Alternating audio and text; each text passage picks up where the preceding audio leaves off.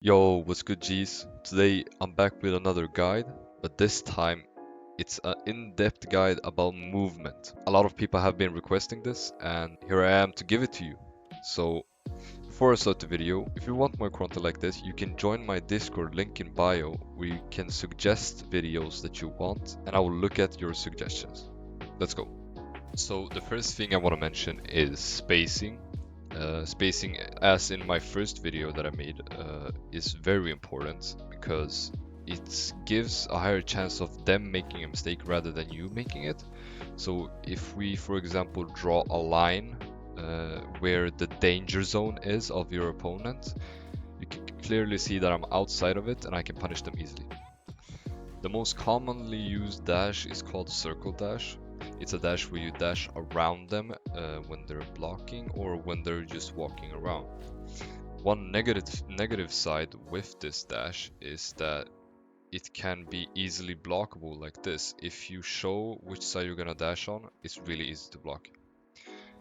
One way to train your circle dashes is have a friend be anywhere around you and you stand in one spot, look maybe for example at the leaderboard like I am, and try to flick your way to them.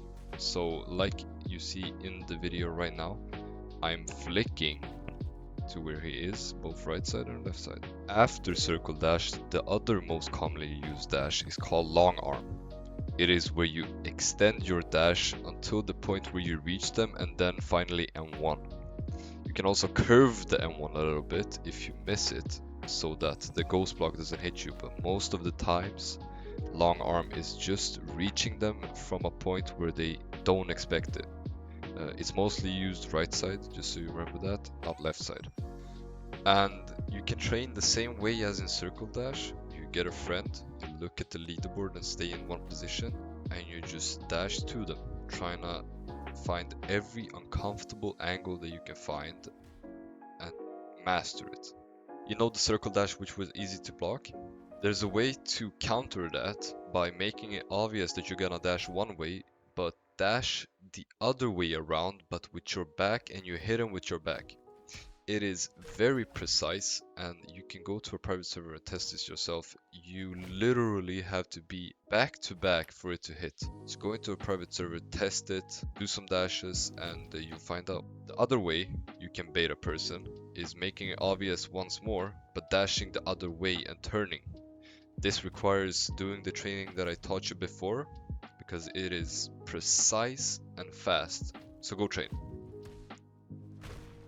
Another way to be unpredictable, yes, there's another way, is to on-shift lock. It makes your character face the direction that your keys are pressing, which makes it really hard for the opponent to predict where you're gonna dash. So let's move on from normal dashing and go into counter dashing. Counter dashing is where you block the first hit and watch where they're going next and then following them. That's what a counter dash is. It can be used for both normal dashes and it can also be used to follow aggressive back dashes, as you see in the video. Let's go back to spacing a little bit, where instead of spacing from a long distance, you space from a close distance. This is called a M1 battle. M1 battles is where you bait the other person's M1 in a close range and then walk back in to do your own M1 and punish them. Next up is outwards dash, which is another way of M1 battling, but instead of baiting with moving back and forwards, you bait with your dash. So as you can see, you dash to them and then you curve outwards for them to miss their M1, and then you go back in and M1 them back, punishing them. Next type of movement I'm going to be talking about is emote dashing. Here I'm showing you how slow a normal side dash into a front dash is compared to a emote side dash and front dash.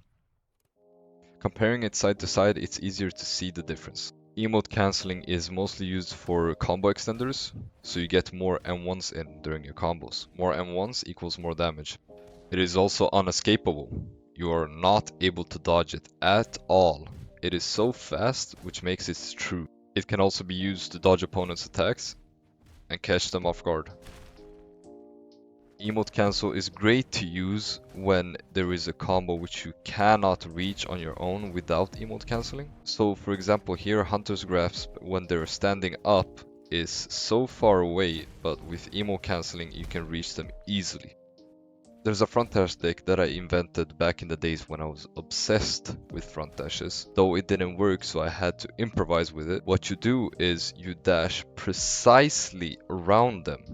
You go straight at them and then a little bit around them and hit their back shoulder for them to get hit, and it's super fast and super broken and it's super hard to counter.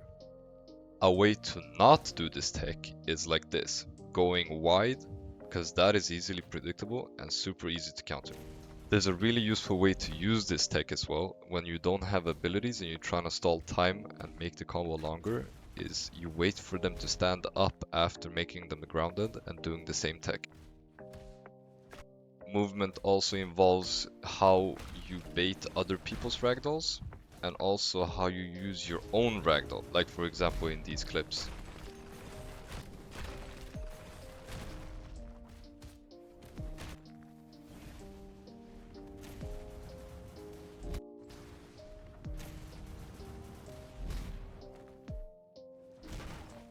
Now, if you put everything together, it might just look something like this. If you want, leave a like and sub, it will really help. I'm almost at 10k. I hope you enjoyed this video, and I hope to see you all very soon. See ya.